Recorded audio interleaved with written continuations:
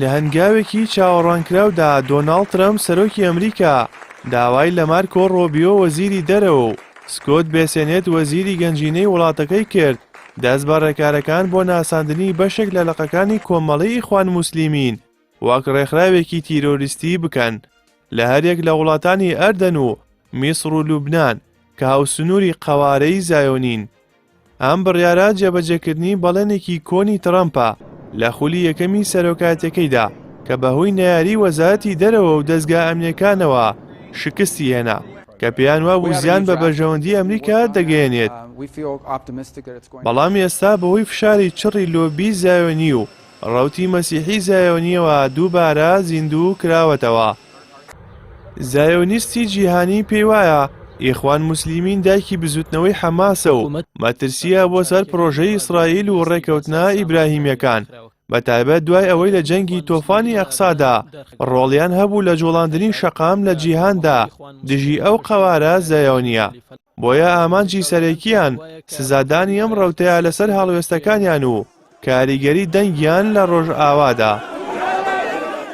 سەبارەت بە کاریگەریەکانی بڕیارەکە شارەزایان ئەم هەنگاوە بە چاوترساندن بە ئیسلام دەچوێنن و پێیان وایە کاریگەریەکی ئەوتۆی لەسەر خودی ئیخوان موسلیمین لە وڵاتانی وەک میسر نابێت چونکە ئەوان پێشوەختە قەدەغە کراون و ماڵ و سامانیان دەستی بەسەردا گیراوە. لە کاتێکدا پێشتر دەسەڵاتدارانی عەرەبی ملیاران دۆلاریان خەرج کرد بۆ ئەوەی ڕۆژئاوایەکان ئیخوان موسلیمین بە تیرۆریست بناسێنن بەڵام شکستی هێنا. بۆ نمونە بەریتانیا لە ساڵی 2014 دوای لێکۆڵینەوەیەکی گشتگیر ئەو تۆمەتەی ڕەت کردەوە. هەروەها دادگای نەمسا لە ئابی ساڵی 2021دا لە دۆسیەی ئۆپراسیۆنی لۆکسۆردا سزای سەر کۆمەڵە ئیسلامیەکانی هەڵوەشاندەوە و ڕایگەیاند کە ناکرێت بزوتنەوەیەکی جەماوەری ملیۆنی بە تیرۆریست بناسرێت تەنیا لەبەر ئەوەی دژبەری سیاسین. ئەماش گورزێکی یاسایی بوو لە هەوڵەکانی سزادانیان. بەڵام بڕیارەکەی دۆناڵد ترەمپ ڕاستەوخۆ دوای سەردانەکەی محەممەد بن سەلمان شازادەی جێنشینی سعودیە بوو کە چاودێران پێیان وایە یەکێک لە داواکاریەکانی سعودیا بەرامبەر ئەو گرێبەستە ملیاریانەی لەگەڵ ئەمریکا کردویانە بە تیرۆریست ناساندنی ئیخوان موسلیمینە کە ئەوەش لەگەڵ خواستی ئەو یەک دەگرێتەوە. چاودێران دەڵێن مەترسیدارترین دەرەنجامی ئەم بڕیارە لە ناوخۆی ئەمریکادا دەردەکەوێت کە دەبێتە هۆی پەخستنی کارە خێرخوازیەکان و بلۆکردنی حسابی بانکی ڕێکخراوە ئیسلامیەکان.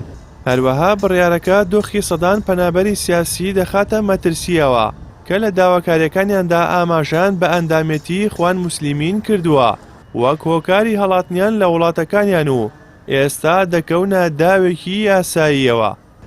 هاوکات کێشەیەکی ئاڵۆز بۆ ئەو خاوەن ڕەگەزنامە ئەمریکانە دروست دەکات کە پێشینەی پەیوەندیان بەم ڕەوتەوە هەیە و ئەگەری هەیە ڕوبەڕووی قەدەغەی گەشتکردن و لێپرسینەوە ببنەوە.